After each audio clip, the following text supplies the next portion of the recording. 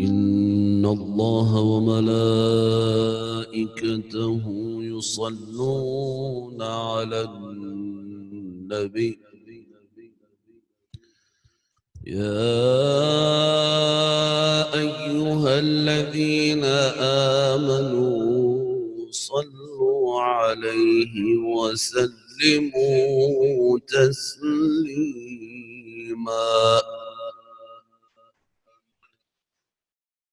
أعوذ بالله من الشيطان الرجيم. بسم الله الرحمن الرحيم. فاذكروني أذكركم واشكروا لي ولا تكفرون.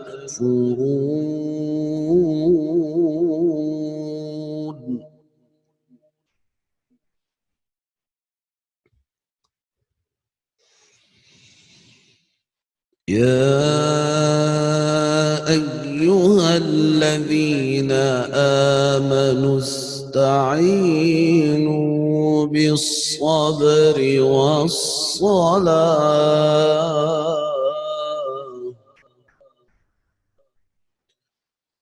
إن الله مع الصابرين.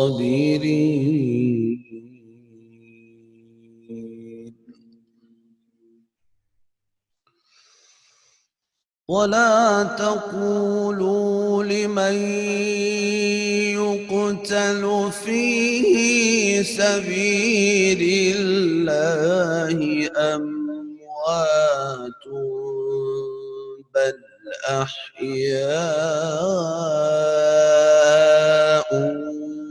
ولكن لا تشعرون.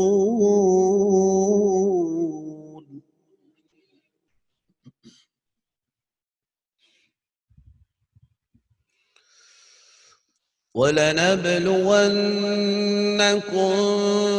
بشيء من الخوف والجوع ونقص من الأموال والأنفس والثمرات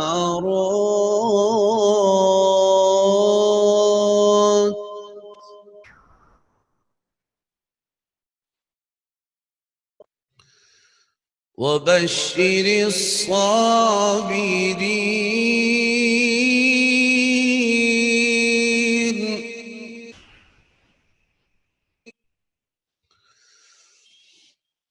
وبشر الصابرين الذين إذا أصابتهم مصيبة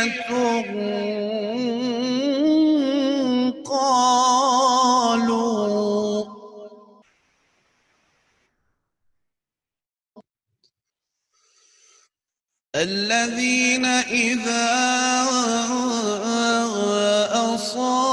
أصابتهم مصيبة قالوا إنا لله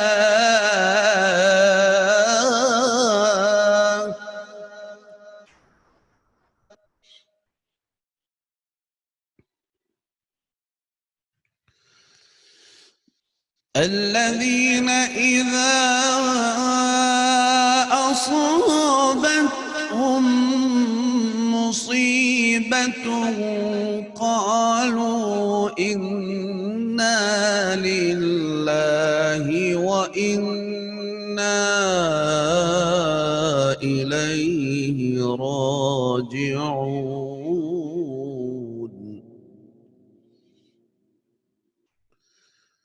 أولئك عليهم صلوات من ربهم ورحمة وأولئك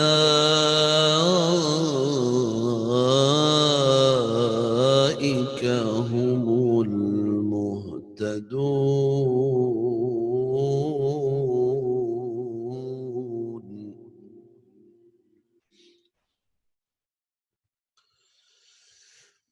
الذين إذا أصابتهم مصيبة قالوا إنا لله وإنا إليه راجعون.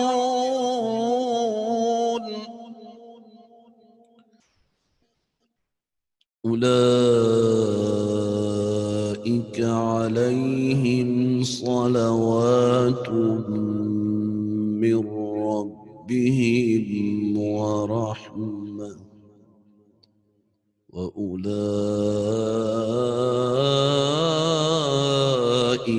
هم المهتدون.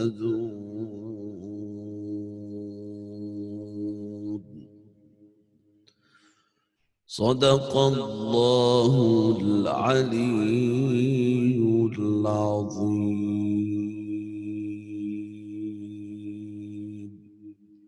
اعوذ باللہ من الشیطان الرجیم. بسم اللہ الرحمن الرحیم. الحمد للہ الذی نور قلوب العارفین بنور معرفتہ واثبت فؤاد انبیائہ واولیائہ بقصص الانبیاء والمرسلین واکمل ایمان المسلمین والمؤمنین بولایت علی امیر المؤمنین علیہ السلام. والصلاة والسلام والتحیۃ والاکرام علی افضل الموجودات العبد المؤید والرسول المسدد المصطفى الامجد المحمود الاحمد اعنی ابا القاسم محمد صلی اللہ علیہ وسلم وعلی روحہ ونفسہ وصہرہ ووصیہ سید الاتقیاء والاصفیاء مولا الموالی امام المتقین علی بن ابی طالب علیہ السلام وعلی اوصیائہ لا سیما بقیۃ اللہ فی الارضین روحی وارواح العالمین لتراب مقدمہ الفدا واللعنۃ الدائمۃ علی اعدائہم اجمعین من الآن الی قیام یوم الدین. اما بعد فقد قال اللہ الحکیم فی کتابہ الکریم. بسم اللہ الرحمن الرحیم. تنزل الملائکۃ والروح فیہا بإذن ربہم من کل امر سلام ہی حتی مطلع الفجر. صدق اللہ العلی العظیم. اپنے تمام بہن بھائیوں کو، اپنے بچوں کو، بزرگوں کو ایسٹ لنڈن میں، امامیہ مشن ایسٹ لنڈن میں جو پروگراموں وغیرہ میں حصہ لے رہے ہیں، آپ سب لوگوں کو ماہ رمضان کی اختتام پہ دعا دوں گا کہ پروردگار سب لوگوں کو صحت و سلامتی عنایت فرمائے، اور دوبارہ یہ لاک ڈاؤن ختم ہو رہا، آپ لوگ اپنے ممبرگاہ کے اندر آرام سے اپنے اعمال بجا لا سکیں اور اپنی عبادات کو بجا لا سکیں،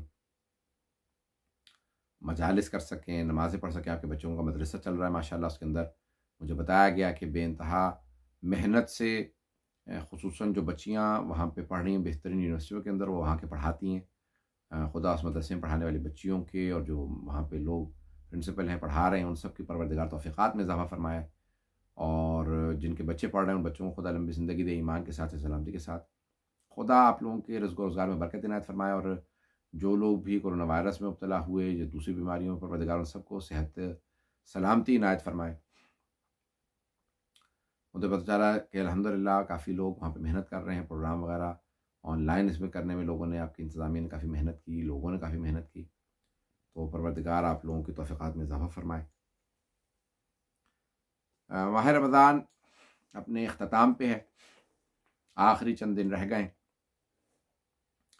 ماہ رمضان کا پہلے جو 10 دن ہیں وہ عشرہ رحمت کہلاتے ہیں، اور درمیان کے جو 10 دن ہیں وہ عشرہ مغفرت کہلاتے ہیں. اور آخری 10 دن اشرائے نجات کہلاتے ہیں. یہ اشرائے نجات یعنی نجات از نار، جہنم سے نجات کے اشرا. اس میں انسان کی توبہ قبول ہوتی ہے، انسان اس میں شب قدر ہے، اس میں انسان کوشش کرے جو بھی ہے اب اخلاص سے آخری ایام کو بجا لائے.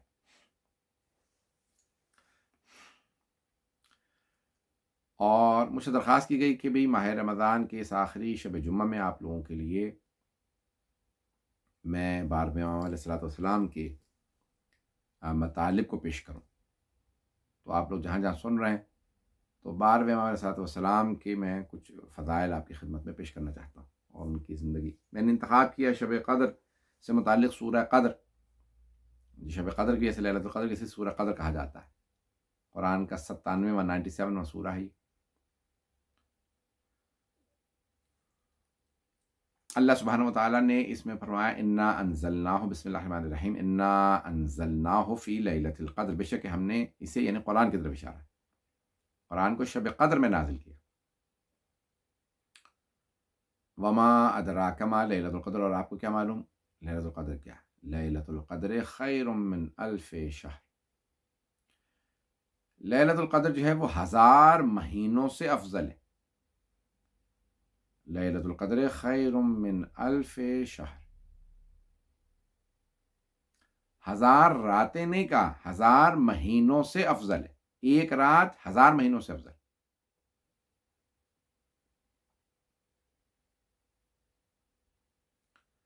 تنزل الملائکۃ والروح فیہا بإذن ربہم من کل امر. ملائکہ اور روح الامین نازل ہوتے ہیں اس رات میں. 1000 مہینوں سے افضل ہے یعنی 1000 مہینے، ایک سال میں 12 مہینے ہوتے ہیں. 1000 مہینے یعنی 83 ایئرز، 83 سال 4 مہینے. تو کیا 1000 مہینوں کے برابر ہے؟ نہیں، 1000 مہینوں کے یعنی 83 سال 4 مہینے کے برابر نہیں ہے. لیلۃ القدر خیر من الف شہر، یہ ایک رات 83 سال 4 مہینے سے افضل ہے. کتنی بہتر نہیں معلوم، بہتر ہے کیونکہ اس میں قرآن نازل ہوا. جس مہینے میں قرآن نازل ہوا وہ مہینہ بہترین مہینہ. جس رات میں قرآن نازل ہوا وہ رات بہترین رات. جس نبی پہ قرآن نازل ہوا وہ بہترین نبی. جس امت پہ اللہ نے قرآن کو بھیجا وہ امت بہترین امت. جن اہل بیت کو قرآن کا وارث قرار دیا وہ بہترین اہل بیت. تو جو قرآن سے منسوب ہوتا چلا جاتا ہے وہ بہترین کہلاتا ہے. جو اسے پڑھنے والا وہ بہترین قاری، عمل کرنے والا بہترین عامل. بہرحال تو اللہ کہہ رہا ہے تنزل کیا ہوتا ہے شب قدر میں، کیونکہ اس میں قرآن نازل ہوا. تنزل الملائکۃ والروح، ملائکہ اور روح اس رات میں نازل ہوتے ہیں. تنزل الملائکۃ والروح فیہا باذن ربہم من کل امر، ہر امر کو لے کے اپنے رب کے اذن سے ملائکہ اور روح نازل ہوتے ہیں. تو اب سب قاریوں نے یہی پڑھا ہے، شیعہ سنی سب قاریوں نے. یہ نہیں کہا کسی نے تنزل الملائکۃ، ملائکہ اور روح الامین نازل ہوئے تھے.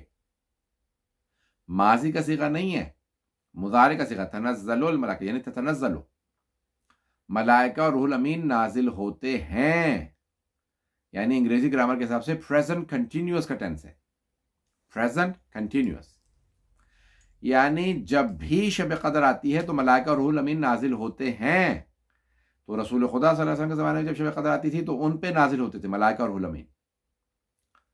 اور جب وہ دنیا سے پردہ کر کے تو اس کے بعد پھر جناب امیر علیہ السلام پہ، ان کی شہادت کے بعد جناب امام حسن مجتبیٰ علیہ السلام پہ ملائکہ اور روح الامین نازل ہوتے تھے، ملائکہ اور روح نازل ہوتے تھے. امام حسن مجتبیٰ علیہ السلام کی شہادت کے بعد امام حسین علیہ السلام پہ ملائکہ اور روح شب قدر میں نازل ہوتے تھے. امام حسین علیہ السلام کی شہادت کے بعد امام سجاد علیہ السلام پہ، ان کے بعد امام باقر علیہ السلام پہ، ان کے بعد امام صادق علیہ السلام پہ. آج یہ ملائکہ اور روح کس پہ نازل ہوتے ہیں؟ مسلمانوں سے سوال کریں کس پہ نازل ہوتے ہیں، تو اس کا مطلب ہے کہ کوئی رسول جیسا ہے نا جس پہ ملائکہ اور روح نازل ہوتے ہیں. مجھے تعجب ہوتا ہے مسلمانوں پہ اگر ہم کہہ دیتے ہیں کہ رسول جیسے ہیں امام زمانہ تو کہتے ہیں ارے رسول جیسے کہہ رہے ہو، اور ویسے اگر کہنے پہ آئے تو کہتے ہیں رسول ہم جیسے. قرآن نے کہا انا بشر مثلکم، رسول خدا فرماتے ہیں میں تم جیسا بشر ہوں. الا یوحی الیہ، میں مجھ پہ وحی نازل ہوتی ہے. انہوں نے کہا میں تم جیسا، ہم نہیں کہہ سکتے کہ ہم رسول جیسے. یعنی تم جیسے سے مراد یعنی کہ میں فرشتہ نہیں ہوں، جن نہیں ہوں، میں انسان ہوں، بشر ہوں. اللہ نے اس لیے بشر کو وَلَقَدْ كَرَّمْنَا بَنِي آدَم، ہم نے ان پہ بنی آدم پہ کرم کیا ہے، ان کو اشرف المخلوقات قرار دیا. کیوں؟ کیونکہ محمد وآل محمد بشر میں سے. اور یہ کہہ رہے ہیں کہ اللہ یوحی الیہ، سوائے اس پہ کہ مجھ پہ وحی نازل ہوتی ہے. ملازمات وحی کیا ہیں؟ فرشتہ دیکھنا، اگر ہمیں دیکھیں تو ہمیں موت آ جائے. فرشتہ دیکھنا یعنی اس کی بہت سی لازم طاقت، قدرت، بہرحال. تو اب اللہ سبحانہ وتعالیٰ فرما رہا ہے کہ یہ ملائکہ روح نازل ہوتے ہیں. تو آج کس پہ نازل ہوتے ہیں؟ اور یہ بھی نہیں کہ صرف نازل ہوتے ہیں. تنزل الملائکۃ والروح فیہا بإذن ربہم من کل امر، اپنے رب سے اپنے ہر امر کو لے کے نازل ہوتے ہیں، اپنے رب سے ہر امر کو لے کے نازل ہوتے ہیں. کیا کیا چیزیں امر ہے؟ وَيَسْأَلُونَكَ عَنِ الرُّوحِ قُلِ الرُّوحُ مِنْ أَمْرِ رَبِّي، یہ لوگ آپ سے سوال کرتے ہیں روح کے متعلق، کہہ دیجیے روح بھی میرے رب کا ایک امر ہے. روح امر ہے. سورہ دخان جو مستحب شب قدر میں پڑھنا، فیہا یفرق کل امر حکیم، اس شب میں ہر امر حکیم نازل ہوتا ہے، تفریق ہوتا ہے، تقسیم ہوتا ہے. تو یہ جو امر نازل ہو رہا ہے تو اس کا مطلب ہے کوئی اولی الامر ہے جس پہ ہر امر نازل ہو رہا ہے. اولی الامر ہی امام زمانہ ہے اجر اللہ تعالیٰ فرج.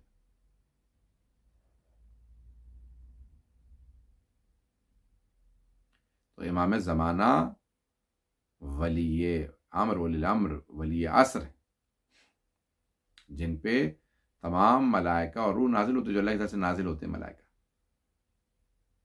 اور روح. کسی نے کہا امام صادق صاحب سے کہ روح الامین ہے یعنی حضرت جبرائیل ہیں یہ روح کا. نہیں، اللہ نے کہا تنزل الملائکۃ، ملائکہ نازل ہوتے ہیں. تو جناب جبرائیل ملائکہ میں سے ہیں، فرشتے ہیں، ملک ہیں. ملک یعنی فرشتہ، تو وہ فرشتوں میں سے ہیں، وہ ملائکہ میں آ گئے. یہ روح جو ہے وہ فرشتوں کے علاوہ ان سے بڑے ہیں، یہ بھی نازل ہوتے ہیں. کس پہ؟ امام وقت پہ. تو امام زمانہ علیہ السلام پہ ملائکہ نازل ہوتے ہیں. امام زمانہ علیہ السلام کے وجود کی دلیل ہے یہ سورہ قدر. اور بہت سے قرآن میں آیات ہیں، وہ تمام آیات دلیل ہیں کہ امام زمانہ آج موجود ہیں. جیسے سورہ ہود کی آیت، بقیت اللہ خیر لکم ان کنتم مؤمنین، جسے اللہ نے باقی رکھا ہے وہ تمہارے لیے خیر ہی خیر ہے، اگر، ایک شرط ہے، ان کنتم مؤمنین، اگر تم مؤمن ہو.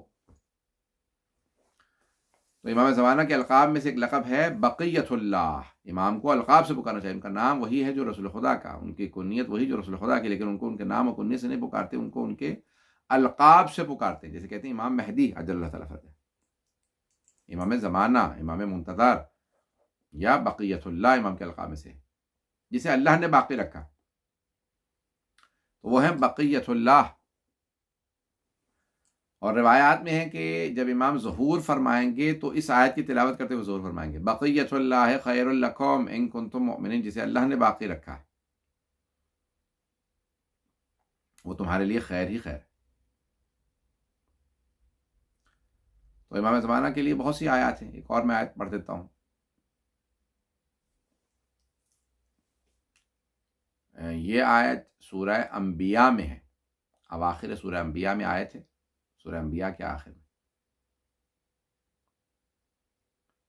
وَلَقَدْ كَتَبْنَا فِي الزَّبُورِ مِن بَعْدِ الذِّكْرِ أَنَّ الْأَرْضَ يَرِثُهَا عِبَادِيَ الصَّالِحُونَ،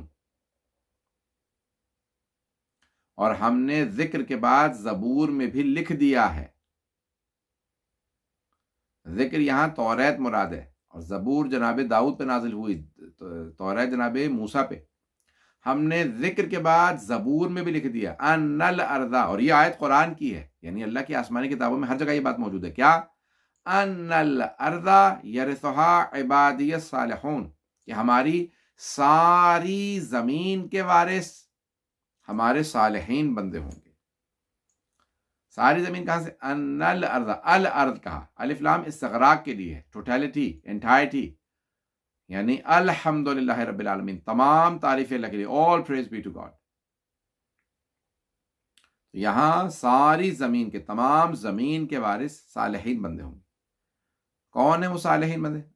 یرثها عبادی الصالحون، وارث ہوں گے صالحین بندے، صالحون۔ ہم نماز میں کہتے ہیں السلام علینا وعلی عباد اللہ الصالحین، ہم پہ اور اللہ کے صالحین بندوں پہ سلام ہو۔ کون ہے عباد اللہ الصالحین؟ رسول خدا کو کہتے ہیں عبدہ و رسولہ، بندے اور رسول ہیں۔ تو عباد جمع ہے عبد کی، یہ کون ہے جو صالحین ہیں؟ یہ جو معصومین ہیں، معصوم بندے، یہ بہرحال صالحین نیک، لیکن یہاں پہ مراد معصومین بھی ہو سکتے ہیں۔ تو اللہ کے صالحین بندوں کو پہ آپ سلام بھی کرتے ہیں نماز میں، اور وہ زمین کے وارث ہوں گے، عبادی الصالحون۔ تو آیا پہلے کبھی ایسا ہوا کہ پوری زمین کے وارث اللہ کے صالحین بندے بنے ہوں؟ جناب آدم سے لے کے خاتم تک بہت سے انبیاء نے حکومت کی ہے۔ جناب یوسف ہیں، جناب داؤد ہیں، جناب سلیمان ہیں، جناب موسیٰ بھی کہہ سکتے ہیں چلیں، جناب رسول خدا نے حکومت کی، جناب علی مرتضیٰ نے، انبیاء اور ائمہ علیہ السلام نے حکومت کی ہے، امیر المومنین نے، امام حسن نے۔ لیکن پوری، میں باطنی حکومت کی نہیں، وہ تو ویسے بھی نبی اور امام باطنی طور پہ امام کی ولایت ہے ہر چیز پہ، لیکن پوری زمین پہ حکومت کبھی بھی اللہ کے صالحین بندوں کی نہیں آئی، ظاہری حکومت۔ تو اس ظاہری حکومت کے لیے اللہ اپنے 12ویں کی طرف اشارہ کر کے کہہ رہا ہے، 12ویں حجت کی طرف اشارہ کر کے کہہ رہا ہے کہ پوری زمین پہ ایک حکومت قائم ہوگی اور اس کو صالحین بندے اس کے وارث ہوں گے۔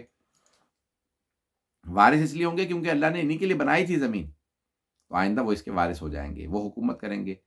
تو آج تک کبھی بھی اللہ کے معصوم نمائندوں کی حکومت نہیں آئی پوری زمین پہ۔ اس کا مطلب ہے کہ ایک ایسی حکومت آنے والی ہے جہاں پوری زمین پہ اللہ کے معصوم نمائندے حکومت کریں گے، وہی 12ویں امام کی حکومت ہے۔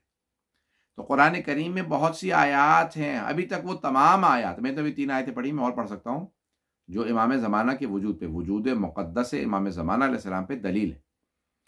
یہی آیات نہیں، ہر وہ آیت جو ابھی تک زندہ تعبیر ہے، جس کی تفسیر سامنے نہیں آئی، جس کی extension we still haven't seen the commentary of, we still haven't seen the extension of, we haven't still seen that this ayat has happened. That is the ayat that indicates upon the existence of the Prophet Imam alayhi salam, that it will happen through him. جیسے قرآن میں آیت ہے هو الذی ارسل رسولہ بالہدی ودین الحق، وہ اللہ وہ ہے کہ جس نے هو الذی ارسل رسولہ، جس نے اپنے رسول کو بھیجا، ایک رسول یعنی رسول خدا، هو الذی ارسل رسولہ بالہدی ودین الحق، وہ اللہ وہ ہے کہ جس نے اپنے رسول کو ہدایت اور دین حق کے ساتھ بھیجا ہے، لیظہرہ علی الدین کلہ، تاکہ ہر چیز پہ دین کا غلبہ آ سکے، ہر چیز پہ لیظہرہ، دین ظاہر ہوتا ہے ہر چیز کے اوپر، یعنی دین کا غلبہ آ جائے، so that religion takes over everything in۔ تو آج تک کبھی بھی دین اسلام کا ہر چیز پہ، اللہ کے دین کا ہر چیز پہ غلبہ نہیں آیا۔ اس کا مطلب ہے اللہ نے رسول خدا سے متعلق کہی تھی، تو رسول خدا ہی کے 12ویں وصی کے ذریعے، ان کے وصی یعنی امام مہدی علیہ السلام کے ذریعے پوری دنیا پہ دین کا غلبہ آئے گا، دین غالب آ جائے گا۔ ابھی تک تو دین غالب نہیں آیا، اس کا مطلب ہے دین غالب آئے گا۔ دین کیسے غالب آئے گا؟ امام زمانہ عجل اللہ تعالیٰ فرجہ الشریف کے ذریعے۔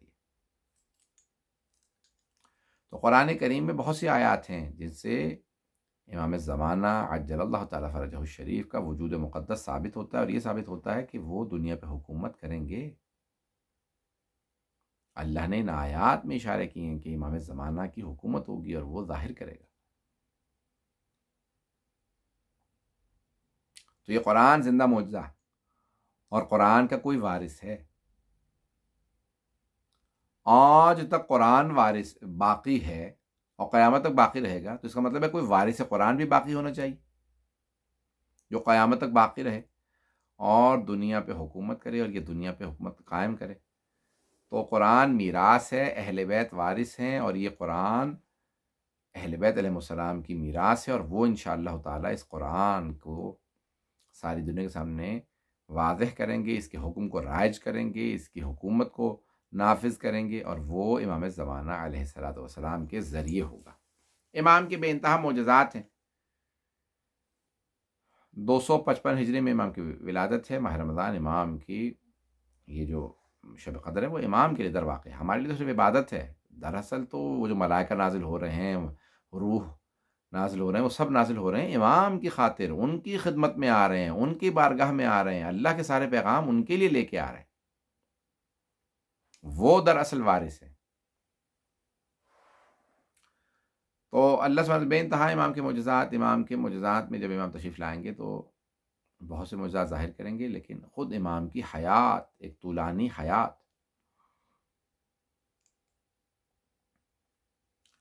تو شب قدر کے اندر یہ جو 3 سورہ، یہی کیوں پڑھنا مستحب ہے؟ سورہ دخان، سورہ روم، سورہ عنکبوت، کیونکہ ان سوروں میں ایسے نشانیاں ہیں جو 12ویں امام سے متعلق ہیں۔ بقیہ یعنی جناب نوح سے متعلق ہے کہ اپنی قوم میں تبلیغ کی انہوں نے، درمیان میں ان کے رہے، یعنی 1000 سنہ، 1000 سال، الا 50 عامن، 50 سال کم۔ یعنی اللہ نے یہ کیوں کہا 1000 سال 50 کم؟ یعنی اس میں بڑی حکمت ہے۔ یہ بھی کہا تھا 950 سال، تو اللہ نے کہا کہ 1000 میں سے 50 کم، یعنی 950 سال جناب نوح اپنی قوم میں تبلیغ کرتے رہے، قبل طوفان حتیٰ ختم، یعنی یہ طوفان سے پہلے، یہاں تک کہ جب طوفان آ گیا، طوفان آنے کے بعد پھر رہے 2500 سال۔ وہ جو قرآن کو ماننے والے ہیں وہ امام زمانہ کی لمبی زندگی پہ اعتراض نہیں کریں گے، نہیں تو قرآن میں اتنے انبیاء کی لمبی لمبی زندگیوں کے متعلق تذکرہ موجود ہے۔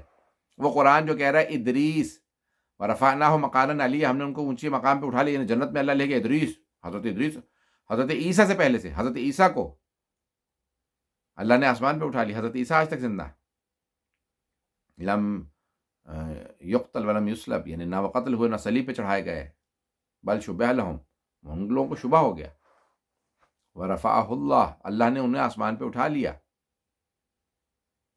جنت میں جناب عیسیٰ، جناب ادریس، زمین پہ کون؟ جناب خضر، جناب الیاس ابھی تک زمین پہ موجود ہے، اصحاب کہف۔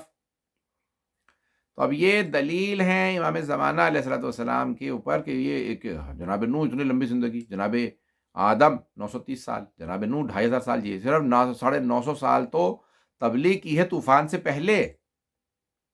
تو بہت سے لوگوں کی لمبی زندگیاں ہوئی، تو لمبی زندگی پہ اعتراض نہیں، لمبی زندگی پہ اعتراض اگر کوئی کرے گا تو وہ اللہ پہ اعتراض کرے، اللہ جسے چاہے لمبی زندگی دے۔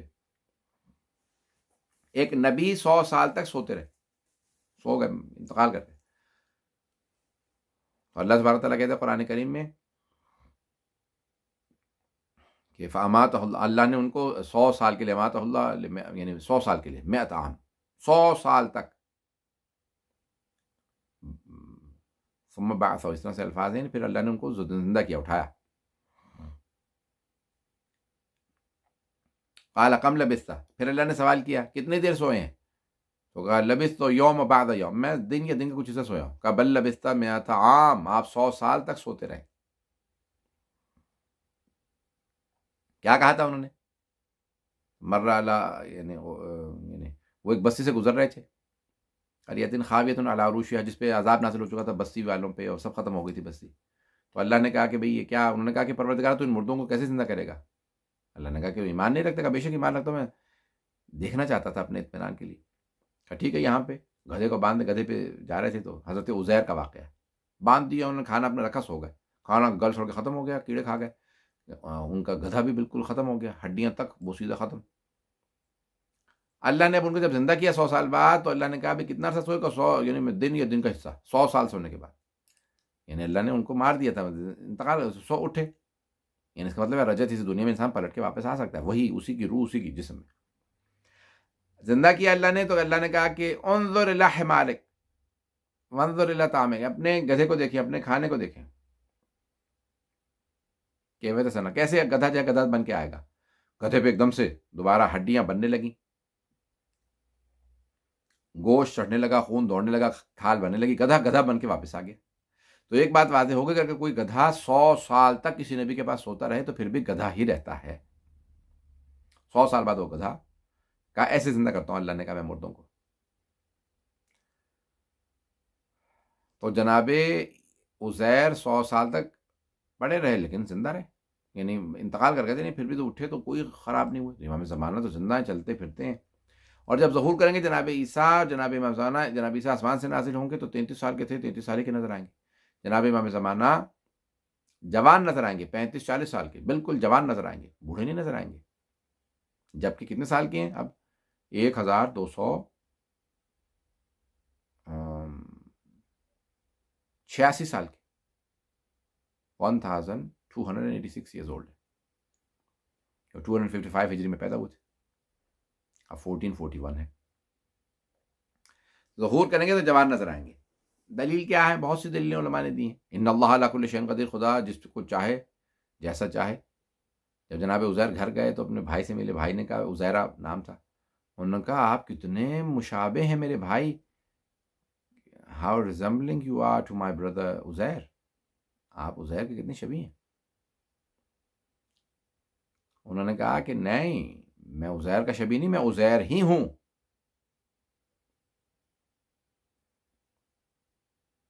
جناب عزیر نہ کھا رہے تھے نہ پی رہے تھے.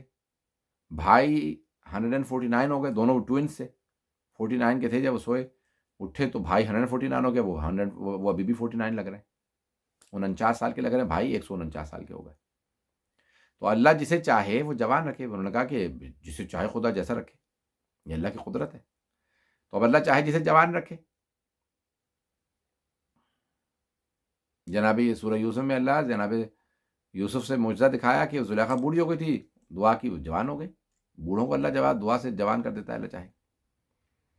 تو اللہ سبحانہ و تعالی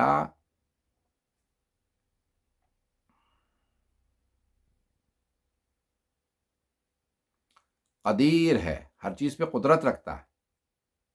جناب امام زمانہ علیہ السلام جب ظہور کریں گے تو وہ جوان نظر آئیں گے. اور صرف یہی نہیں کہ جوان نظر آئیں گے، بلکہ قوی ہوں گے، طاقتور ہوں گے اور مقابلہ کریں گے، معجزات دکھائیں گے. مختلف مثالیں دی ہیں علماء نے. ایک یعنی کہ آدمی کیسے بوڑھا نہیں ہوتا، کیسے جوان رہ جاتا ہے. یہی ہمارا جسم. اگر آپ اپنے جسم پہ دیکھیں تو ہمارے جسم پہ بال ہیں، سر کے بال ہیں، داڑھی کے بال ہیں، میرے بھووں کے بال ہیں، پلکوں کے بال ہیں، مونچھوں کے بال ہیں. کھال وہی میرے جسم کی کھال ہے.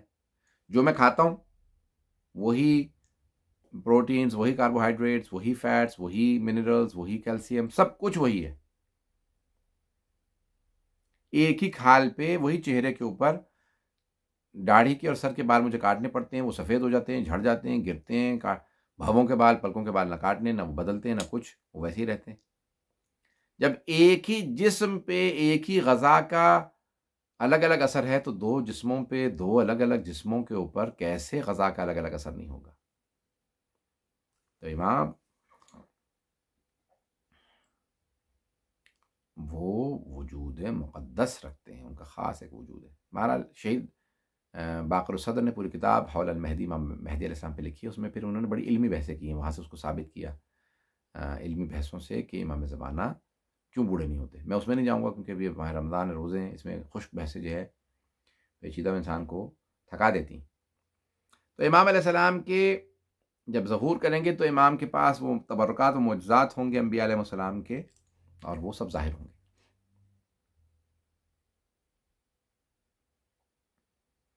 اسی غیبت کبریٰ میں بہت سے لوگوں نے، بڑے بڑے علماء نے، بہت سے مومنین نے، مقدس مومنین نے امام زمانہ سے ملاقات کی ہے. اور جب امام کی ولادت ہوئی تھی تو اس وقت بھی حضرت حکیمہ خاتون نے زیارت کی، اور بہت سے اور خاص شیعوں نے امام کو دیکھا، زیارت کی. بہت سے مسلمان اس بات کا انکار کرتے نہیں، وہ کہتے نہیں ہے، وہ پیدا ہوں گے. کیوں نہیں ہے؟ وہ کہتے نہیں، ایک تو بہرحال دیکھیں ایک پورا کا پورا جو ہے ایک دستہ فوج کا 400-500 سپاہی انہیں تلاش کرنے گئے بنی عباس کے، اور انہیں وہ نہیں ملے. اگر ہوتے تو مل جاتے، نہیں ملے اس کا مطلب ہے نہیں ہے. بھائی فلسفے کا قانون یہ ہے کہ نہ ہونا یعنی نہ ملنا نہ ہونے کی دلیل نہیں ہے، نہ ملنا نہ ملنے کی دلیل ہے. یعنی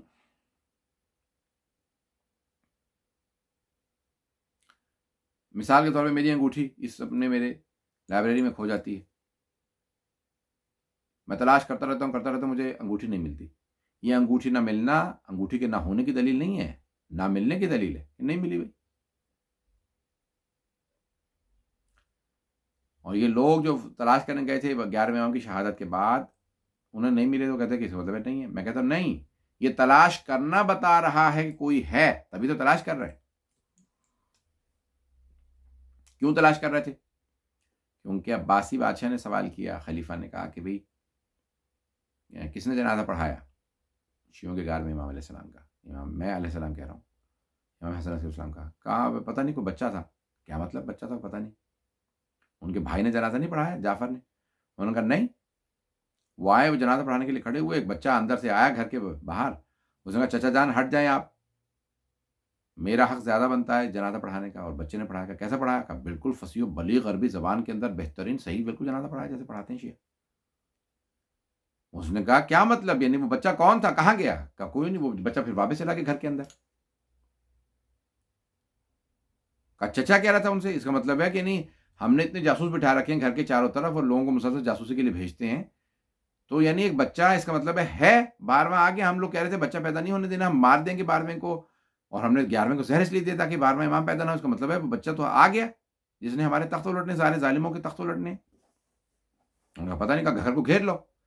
انہوں نے پوری لشکر بھیجا، 400-500 افراد سپاہی، انہوں نے گھر کو گھیر لیا. جہاں آج حرم ہے امام علی نقی اور امام حسن عسکری السلام کا، وہیں گھر تھا، وہیں پہ صحن میں امام کو دفنایا تھا امام علی نقی کو. اور امام حسن عسکری علیہ السلام نے کہا مجھے میرے بابا ہی کے ساتھ دفنانا. انہوں نے آ کے گھر کو گھیر لیا، گھر کو گھیرا. اس کے بعد پھر پوچھا کہ بھئی کہاں ہیں وہ، کیا اندر کچھ لوگ آئے سپاہی، اور انہوں نے جو ہے ایک بچے کو سرداب میں جاتے کہا، سرداب مبارک میں. اور پھر وہ وہاں سے ان کا گھیر لو، ان گھر کو سین کو گھیرا، گھر کے اندر گئے اور سرداب میں بچے کو جاتے دیکھا. وہاں سے غیبت صغرا شروع ہو گئی اور امام غیبت میں چلے گئے. وہ کہتے ہیں کیونکہ وہ سارے فوجی گئے اور وہ تلاش کرتے رہے، انہیں نہیں ملے، اس کا مطلب ہے نہیں ہے. ہم کہتے ہیں کہ جب مصلحت پروردگار یہی ہو کہ وہ ان لوگوں کے ہاتھوں نہ لگیں، تو اللہ جو ہے وہ ان کو غیبت میں لے گیا. اور وہاں سے غیبت صغرا شروع ہوئی اور اس کے بعد پھر غیبت کبریٰ 69 ایئرس. انہوں نے دیکھا، وہ کہتے ہیں نہیں دیکھا تھا ہم نے، لیکن وہ چلے گئے سرداب میں، اس کے بعد نہیں ملے. سرداب میں گئے، اس کا مطلب ہے آنکھوں کا دھوکہ تھا، ہمیں نہیں. ابتدائی علماء میں اختلاف ہے. جیسے شیخ صدوق وہ کہتے ہیں کہ امام غیبت کا مطلب ہے انویزیبلٹی، یعنی امام نظر ہی نہیں آتے. شیخ مفید کہتے ہیں نہیں، نظر آتے ہیں، پہچانے نہیں جاتے. بعد کے علماء یہ کہتے ہیں کہ نہیں، جسے چاہتے ہیں اسے نظر آتے ہیں، جسے چاہتے ہیں اسے نظر نہیں آتے. یہ نہیں ہے کہ شیخ مفید کہتے ہیں کہ نہیں، نظر آتے ہیں. جیسے جناب یوسف کی غیبت تھی، بھائیوں کو نظر آ رہے تھے، وہ پہچان نہیں سک رہے تھے یہی یوسف ہیں. ایسے امام زمانہ کی غیبت ہے وہ کہتے ہیں. شیخ صدوق کہتے ہیں نہیں، نظر ہی نہیں آتے. بعد کے علماء کہتے ہیں نہیں، نظر آتے ہیں لیکن جسے چاہیں اسے نظر آئیں، جسے چاہیں اسے نظر نہ آئیں. ہمارا بھی یہی عقیدہ، امام جسے چاہیں نظر آئیں، جسے چاہیں نظر نہ آئیں. یہ امام کی غیبت ہے. تو پھر غیبت صغرا ہے امام کی، وہ ہے 69 سال، 69 ایئرس. امام جو ہے وہ 255 میں، 254 میں اختلاف ہے. پیدا ہوئے 15 شعبان کو 255، 260 ہجری میں امام کی غیبت صغرا شروع ہوتی ہے امام حسن عسکری علیہ السلام کی شہادت کے بعد. 260 ہجری سے غیبت ہے. 329 ہجری تک امام کی غیبت صغرا، 69 ایئرس. پھر اس کے بعد غیبت کبریٰ. یہ پہلے امام غیبت صغرا میں کیوں گئے، پھر غیبت کبریٰ میں کیوں؟ سیدھے غیبت صغرا میں چلے جاتے. کیونکہ غیبت کا جو اب تک لوگوں کا رسائی تھی امام تک، نبی امام تک رسائی تھی. رسائی تھی یعنی people use to visit and see them. اب غیبت شروع ہونے والی تھی، لوگوں کے لیے نیا کانسیپٹ تھا کہ غیبت نظر نہیں آ رہا ہے، کیا مطلب، ہم دیکھ کیوں نہیں سکتے، بات کیوں نہیں کر سکتے. تو امام نے کہا ٹھیک ہے، فوراً غیبت میں کبریٰ میں نہیں جاؤں گا تاکہ لوگ ایسا نہ ہو کہ ایمان چھوڑ دیں. تو پہلے غیبت صغرا میں گئے. وہاں پہ امام نے لوگوں کو کہا کہ ٹھیک ہے، یہ میرے نائب خاص ہے، میں اپوائنٹ کروں گا ایک نائب کو، آپ اس سے ملیں، وہ مجھے سوال دے دے گا، میں ان کو جواب دے دوں گا، اور اپنا خمس وغیرہ میں بتاؤں گا کہاں مصرف کرنا ہے. اور پھر غیبت کبریٰ شروع ہوگی، اور وہ بھی 69 ایئرس، یعنی تقریباً کیا ہوتا ہے کہ 70 ایئرس میں 3 جنریشنز آ جاتی ہیں، اور 3 جنریشنز لگتی ہیں ایک نئے کانسیپٹ کے لیے یوز ٹو ہونے میں. اس لیے امام نئے کانسیپٹ جو تھا وہ غیبت. اور پھر امام انبیاء نے اور رسول خدا نے اور ائمہ علیہ السلام نے کہا کہ جو غیبت میں امام پہ ایمان رکھے گا اس کا ثواب اور اجر و ثواب جو ہے گزشتہ تمام انبیاء کے اصحاب سے زیادہ ہے، کیونکہ غیبت میں ایمان رکھنا بڑا مشکل ہے، امام کو دیکھ نہیں سکتے، اور اسے اتنا اجر و ثواب ملے گا جتنا امام رسول خدا کے رقاب میں جہاد کا ثواب ہے. تو آسان نہیں ہے امام پہ غیبت میں ایمان لانا. تو لیکن اب یہ غیبت صغرا اور پھر غیبت کبرا. تو امام کے 4 نائب تھے. پہلے تھے حضرت عثمان ابن سعید رضی اللہ عنہ، یعنی وہ 260 ہجری سے امام 11ویں امام کے بھی اصحاب میں سے تھے، ان کے شاگردوں میں سے تھے، 10ویں امام کے بھی. وہ رہے 7 سال 267 تک، 260 سے 267 تک. پھر 267 سے 267 سے لے کے 300 ظاہراً 5 ہجری تک دوسرے نائب جو انہی کے بیٹے تھے حضرت عثمان ابن سعید کے، ان کا نام تھا محمد ابن عثمان سعید، وہ امام کے دوسرے نائب ہیں. تیسرے نائب تھے حضرت حسین ابن روح، جو سب سے زیادہ مقدس ہے چاروں میں. وہ 305 ہجری سے 326 ہجری تک. دوسرے نائب سب سے ان کا ڈیوریشن زیادہ ہے،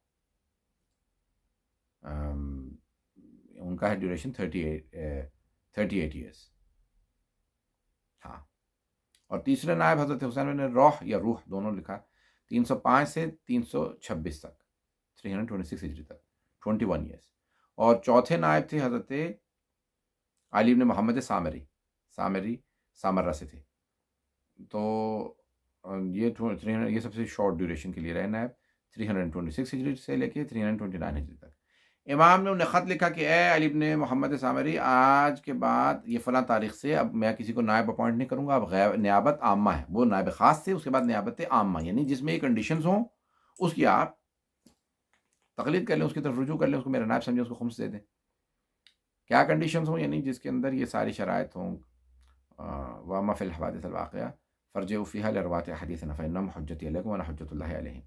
جو بھی ہمارے راویان حدیث ہوں گے، یعنی حدیث پہ ایکسپرٹ ہوں گے، مہارت رکھتے ہوں گے اجتہاد کی، صحیح حدیث کو سمجھنے میں، ان کی طرف رجوع کریں. وہ میری تم پہ حجت ہیں اور میں اللہ کی حجت ہوں ان پہ اور تم پہ، یعنی سب پہ. وَأَنَا حُجَّةُ اللَّهِ عَلَيْكُمْ، یعنی ان پہ بھی اور تم پہ بھی، سب پہ میں. تو اور میرے لوگوں سے کہہ دیں کہ بھی یہ بہت غیبت تو لانی ہوگی، اس میں بہت سے لوگوں کے ایمان چلا جائے گا، بہت زیادہ مسائل آئیں گے. جو ایمان کو محفوظ رکھے گا اپنے، وہی ہمارا شیعہ مشہور ہوگا، اور آخر میں میرا ظہور ہوگا اس وقت جب بہت زیادہ مسائل دنیا میں ظلم و جور سے بھر چکی ہوگی. پھر تو اب یہ امام نے غیبت کا اپنے بتایا، تو یہ غیبت کبرا. بہرحال اب ہم غیبت کبرا میں ہیں. اس کے اندر پھر نشانیاں بتائی ہیں کہ جب یہ نشانیاں پوری ہو جائیں گی تو پھر امام کا ظہور ہو جائے گا. کچھ حتمی نشانیاں، یعنی اس کے بغیر امام کا ظہور نہیں ہوگا. جیسے رجب میں سفیانی کا آنا، یہ حتمی علامات میں سے. یمانی کا آنا حتمی علامات میں سے. یمن سے یمانی آئیں گے جو سب سے زیادہ ہدایت یافتہ ہوں گے. ایران سے خراسانی آئیں گے، حسنی آئیں گے، شیشو بن صالح آئیں گے، مصری، مختلف اچھے اچھے لوگ، برے لوگ. اور سفیانی بہت خبیر، بہت برا آدمی ہوگا، وہ ابو سفیان کی نسل سے ہوگا. اور کیونکہ ایک حدیث میں مولا نے معاویہ خط لکھا، مولا علی علیہ السلام نے معاویہ خط لکھا کہ تیری نسل سے آئے گا، تو وہ آخری جو ظلم و جور کرے گا اور مارے گا میرے ماننے والوں کو. تو وہ اس لیے علماء کہتے ہیں کہ معاویہ ہی کی نسل سے ہے. اس کا نام ہوگا عثمان ابن انبسا، سفیانی اس کا، یعنی ہوگا ابو سفیان کے، اس لیے سفیانی نام ہوگا عثمان. اور وہ آئے گا شام سے، سیریا حلب کے پاس، یعنی دمشق اور حلب کے نزدیک سے، ڈمسکس اینڈ حلب کے بٹوین سے، وادی یابس سے قیام کرے گا اور ہومس پہ قبضہ کرے گا، حلب پہ، پھر دمشق پہ. وہ سفیانی. پھر چیخ، شب قدر میں چیخ بلند ہوگی، صیحہ. اور خسف بیدا، زمین دھس جائے گی بیدا کے مقام پہ. مکہ اور مدینہ کے درمیان میں ایک وادی ہے، نام ہے بیدا، وہاں پہ زمین دھس جائے گی. اور قتل نفس زکیہ، نفس زکیہ کا قتل ہوگا 24 یا 25 ماہ ذی الحج کو. اور اسیسینیشن آف، یعنی ینگ ہوں گے، وہ جوان ہوں گے بہت، ان کی اسیسینیشن ہوگی بین الرکن والمقام، رکن یمانی اور مقام ابراہیم کے درمیان. اور پھر امام کا 10 محرم کو عاشورے کے دن آڈ ایئر ہوگا، وہ اس میں امام کا ظہور ہوگا. تو یہ ساری نشانیاں ہیں، پھر امام کا ظہور ہوگا. یہ حتمی، اور پھر اس کے علاوہ غیر حتمی بہت سی نشانیاں ہیں. تو ہم زیادہ وقت نہیں لیتے، ہم دعا کرتے ہیں پروردگار یہ اسلام کے تمام جو انتظامیہ امام مشن اسلام کے منتظمین کے توفیقات میں اضافہ فرمائے، جو سننے والے مومنین شرکت کرنے والے جنہوں نے حصہ لیا کیسے نا، ان کی پروردگار توفیقات میں اضافہ فرمائے، ہم سب کی عاقبت بخیر فرمائے۔ پروردگار ہمیں امام زمانہ علیہ السلام کا ظہور دیکھنا نصیب فرمائے، دشمنان اہل بیت کو نیست و نابود فرمائے۔ پروردگار جہاں جہاں مومنین بسے ان کی جان مال زادوں کی حفاظت فرما، کرونا وائرس کا خاتمہ فرما، اور ہم سب کو امام زمانہ علیہ السلام کا ظہور دیکھنا نصیب فرما، دشمنان اہل بیت کو نیست و نابود فرما۔ پروردگار داعش و طالبان کو غارت فرما، مومنین کی حفاظت فرما۔ دو جملے صرف صاحب کی اشارہ کروں گا کہ جب امام زمانہ ظہور کریں گے تو مکے سے پہلے مدینے آئیں گے اور روضہ رسول کی تعمیر کریں گے، جناب سیدہ کی قبر کا نشان بتائیں گے اور قبریں تعمیر کریں گے، اور پھر مدینے سے سب سے پہلے کربلا آئیں گے۔ کربلا میں امام جب آئیں گے تو عاشورہ پہ ظہور ہوگا تو ظاہراً 40 کے آس پاس پہنچیں گے، پوری دنیا سے لوگ آ رہے ہوں گے۔ اے پروردگار ہمیں امام زمانہ کا وہ ظہور دیکھنا نصیب فرما۔ جب امام کربلا آئیں گے تو لوگ سارے زدار رو رہے ہوں گے، امام زمانہ کہیں گے اے میرے جد حسین، اب میں صبح و شام آپ پہ گریہ کروں گا، صباح و مساء۔ اگر میرے آنسو خشک ہو گئے تو میں آنسوؤں کے بدلے خون کے آنسو بہاؤں گا، بدلت دموع دم، میں آنسوؤں کے بدلے خون بہاؤں گا، خون کے آنسو بہاؤں گا، اور بہت زیادہ گریہ کریں گے، روئیں گے، قبر کی زیارت کریں گے، سارے قاتلوں کے دوبارہ قاتلوں سے بدلے لیں گے امام زمانہ علیہ السلام۔ تو پروردگارہ ہمیں امام کا ظہور دیکھنا نصیب فرما، دشمنان اہل بیت کو نیست و نابود فرما، ہمارے مقامات مقدسہ کی حفاظت فرما، خصوصاً عراق و شام کے روضوں کی حفاظت فرما، جنت البقیع تعمیر ہوتا دیکھنا نصیب فرما۔ پروردگارہ تو جواز صاحب نے سو جلال کا جتنے مومنین و مومنات بے اولاد ہیں ان کو اولاد عنایت فرما، اولاد والوں کی اولاد کو نیک و صالح بنا۔ ربنا تقبل منا انك انت السميع العليم بحق محمد وآلہ الطیبین الطاہرین المعصومین، اللہم صلی علی محمد وآل محمد۔ ایک سورہ فاتحہ اور 3 مرتبہ سورہ اخلاص پڑھ کے حاضرین کے، تمام سننے والوں کے، منتظمین کے، تمام مرحومین، وہ ہمارے جو شہداء ہیں جو خصوصاً بلد اور سامرہ میں اور افغانستان جہاں جہاں پہ بھی شہید ہوا ہے، اماں کے حرم کی حفاظت کرتے ہوئے شام میں جہاں جہاں مارے گئے، تمام مومنین جو سننے والے ان کے تمام مرحومین، ہم سب کے تمام مرحومین کے لیے الفاتحہ۔ بسم اللہ الرحمن الرحیم، الحمد للہ رب العالمین، الرحمن الرحیم، مالک یوم الدین، ایاک نعبد و ایاک نستعین، اہدنا الصراط المستقیم، صراط الذین انعمت علیہم غیر المغضوب علیہم ولا الضالین۔ بسم اللہ الرحمن الرحیم، قل هو اللہ احد، اللہ الصمد، لم یلد ولم یولد ولم یکن له کفوا احد۔